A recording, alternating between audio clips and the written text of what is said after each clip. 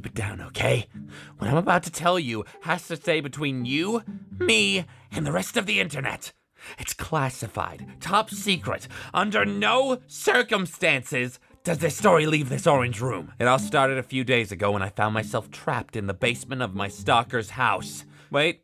No, I guess it started before that. It started 2 weeks ago when I was surfing the web for plastic nubs. You know, the kind you put on your bath so you don't slip, or the kind you put on the couch leg so you don't scratch the floor, or the kind you put on your nipples so that...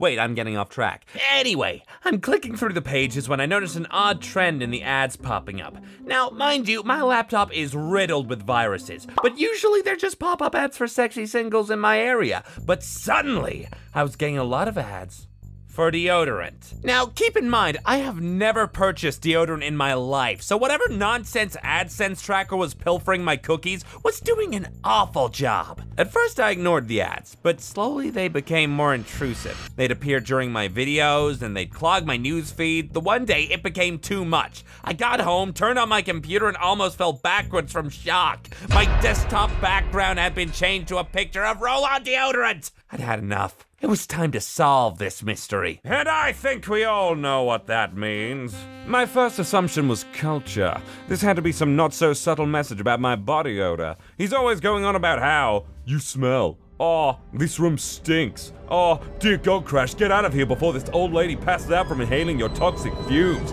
I mean, really, that guy needs to get his life in order. However, I knew it wasn't him because I crushed his spirit long ago. He's given up on converting me. He knows my ways. That's why he wears a gas mask whenever he enters my room. But if not culture, then who? I did my best detective work, and by that I mean I ate pizza shapes and watched Boku no Hero Academia all night. In the morning, though, a package arrived.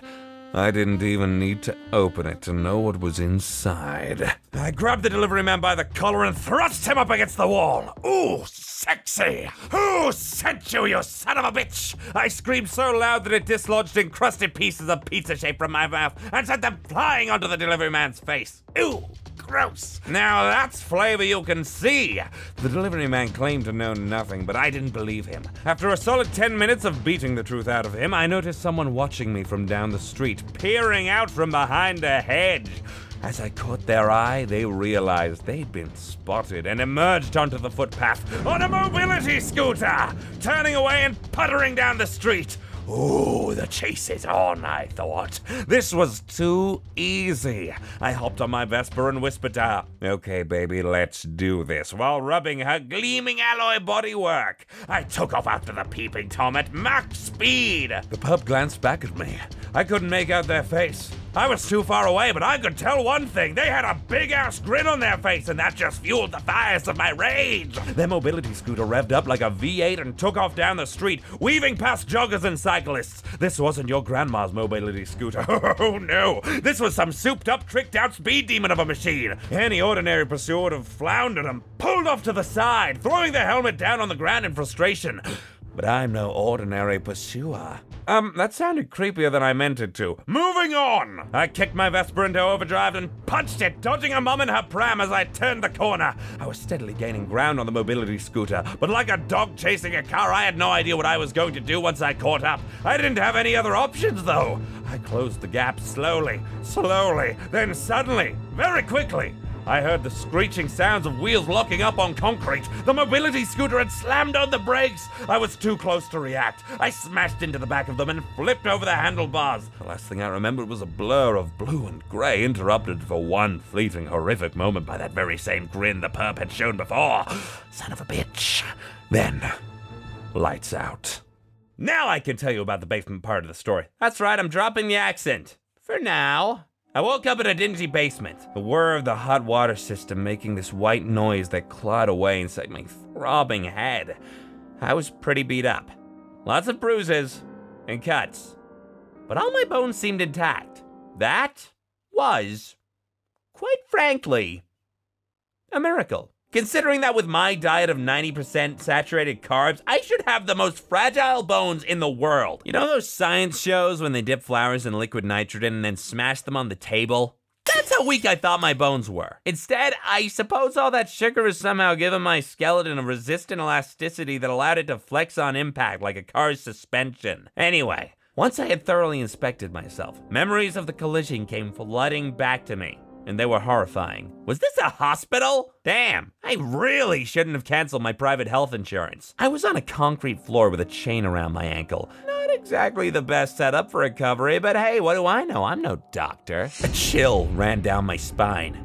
If this wasn't a hospital, then this must be the perp's house. He's kidnapped me! This is totally unfair! Only cute girls are meant to be chained up in weirdos' basements. It's the natural order of things, damn it! And if you're gonna trap me, then give a boy something to eat! A muesli bar at least, please! Alright, that was enough messing around. It was time to bust out of there. And there's only one surefire way I know to solve any problem. Complain really loudly until you annoy someone so much they help you. Help me get out of here! It's cold and my butt hurts from sitting on the hard ground. I think a millipede just crawled in my ear. And that, my friends, is what I call the crybaby strategy. Sure enough, my whiny cries for attention worked. I heard footsteps approaching from upstairs and the door flung open, revealing my captor. My jaw dropped as I immediately recognized the visage of my tormentor, my high school principal, Buttercrank. This man was my arch nemesis from ages 12 to 18.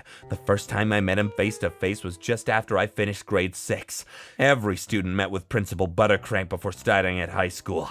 A little interview to get to know one another. I was so nervous, it wasn't just butterflies in my stomach. I had a whole insect hotel buzzing around in there. I entered his office, knees trembling.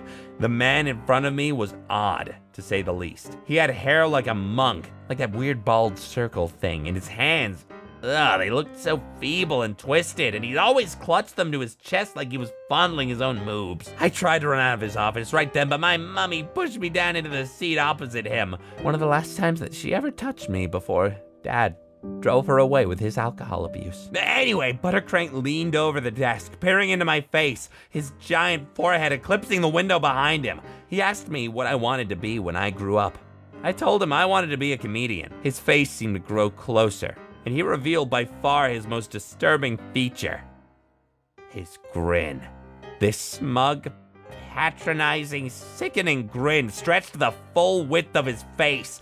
His teeth were white, a bright white, uncannily white, with gaps between each of them. I got scared and tried to push myself away from the desk, but instead I knocked over Buttercrank's cup of coffee, spilling it onto his lap. He jumped backwards, yelling out in pain, trying to fan off his pants. He was hot in his crotch region. My mommy apologized and rushed me out of there. I got one more glance backwards at Buttercrank before I left the office. He still had that grin plastered on his face, steeped in hostility. That was the start of it all. Over the course of my 6 years at high school, he disciplined me strictly at every turn. Once I got a little older, I started to fight back, of course. With some classic pranks, I'd say we ended up about even. But those years are a story for another time. After graduation, that was the end of it. I moved on with my life, thinking I would never again tangle with Buttercrank. Until now! The years since high school had not been kind to Buttercrank. His posture was bent further over, his hair grayer, his knuckles weren't gnarled but still curled up against his chest. And of course, he still had that creepy, sinister grin. Ah, you're awake. Oh God, I forgot about his voice. He had a voice like treacle. I don't mean it was smooth and sweet, I mean it was sticky and sickly, and if you let it in your head, it would dry up and get all crusty so you could never get it out. He had the cadence of Hannibal Lecter, and the tone of the devil, the tempter himself. And he backed all that up with this implied superiority that cut at your very confidence. His creaky knees and arched back slowly shuffled down the stairs. Buttercrank, what's happening? Where am I? Welcome to my humble abode, Mr. Rosewater. How are you enjoying the facilities? Facilities? Facilities? I once slept in a cardboard box with better amenities than this. How charmingly simple. Not unlike yourself. You know I take that as a compliment. Sadly, I do. I know it all too well. The way you take pride in the most basic of human accomplishments. The way you cherish the ability to infuriate those around you. The way you assert your dominance through grotesque demonstrations of your bodily functions. All of it is burned into my mind, stinging, scratching, and tearing at the very neural cortex that should be reserved for pleasant memories. Geez, you need to get a hobby. I heard lawn bowls is fun for old people. I saw the vein in his forehead bulge for a moment. His jaw clenched, but he recovered more quickly than he did back in my high school days. He'd come a long way. Do you know why I detest you, Mr. Rosewater? Jealousy? No, certainly not. It's because I am an enlightened man. First and foremost, I seek knowledge in everything I do. I seek to understand the world, cause and effect, order. And yet in all my years, one thing has struggled against my belief, and that there is logic to the world. Your existence is like a paradox. Take your last name, for example. You inherited your family name of Rosewater, yet you stink like a corpse flower. So you admit to infecting my computer with a deodorant ad virus and changing my desktop background? These are merely harmless pranks. You should know their nature well. Taking into account your expertise in the field, these frivolous computerized antics should not scare you. But they are a portent of something far more elaborate. I got stuff to do today, Buttercrank.